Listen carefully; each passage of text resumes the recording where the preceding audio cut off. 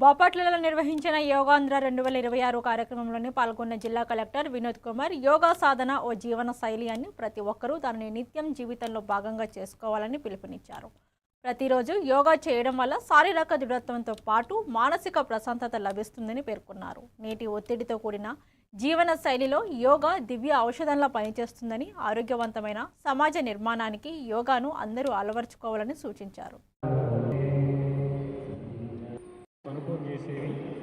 So అలాగే తర్వాత ప్రాణాయామం, కపాలం, సంకల్ప ప్రతిజ్ఞ, తర్వాత శాంతి పాఠం. దాంతో మనకి యోగా యొక్క అంతైపోయింది.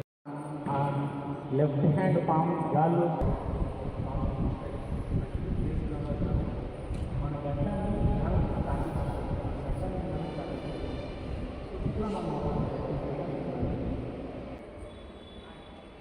from right nostril by opening thumb. మళ్ళీ కుడి నాసిలోంచి గాలి తీసుకుందాం.